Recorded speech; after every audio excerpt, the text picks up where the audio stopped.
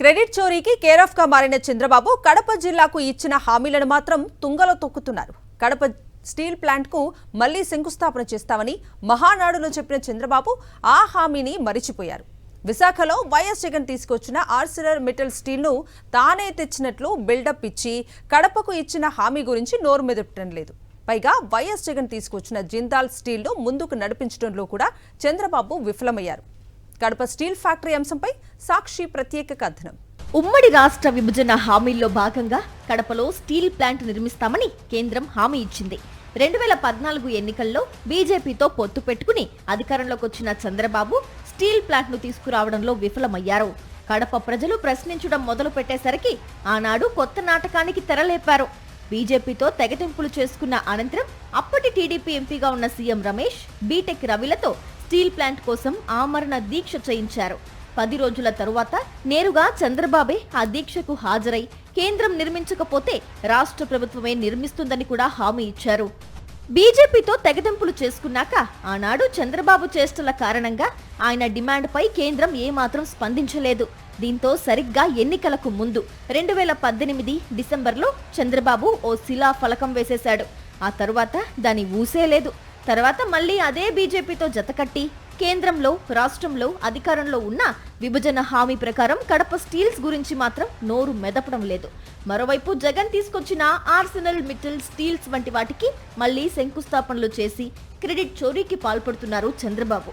ఎన్నిసార్లు అధికారంలోకి వచ్చినా రాయలసీమకు మాత్రం చంద్రబాబు చేసిందేమీ లేదన్న విమర్శలు వెల్లువెత్తుతున్నాయి. 12వ తారీఖే స్టీల్ ప్లాంట్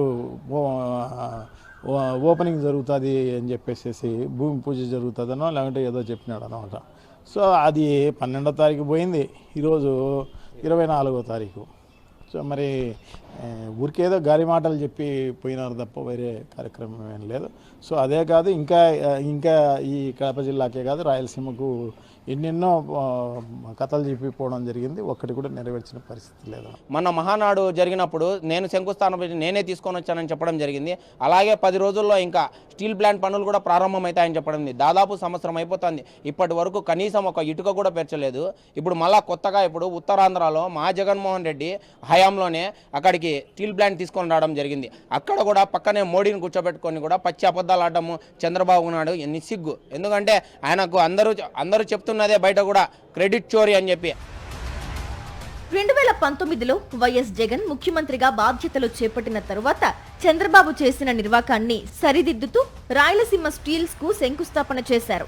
జిందాల్ సంస్థ నేతృత్వంలో దాదాపు 9,000 కోట్ల పెట్టుబడితో 2 దశల్లో స్టీల్ ప్లాంట్ నిర్మాణానికి శ్రీకారం చుట్టారు. పనులు కూడా ప్రారంభించారు.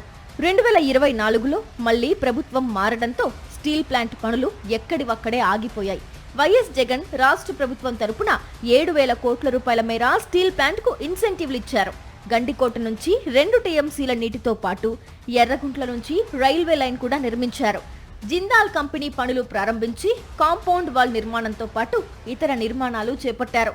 చంద్రబాబు సీఎం అయ్యాక ఆ పనులు ముందుకు సాగడం లేదు. సోమకృతి అన్నట్టుగా చేసిన పనులన్నీ మా జగన్మోహన్ రెడ్డి గారు అక్కడ కూడా చేశారు.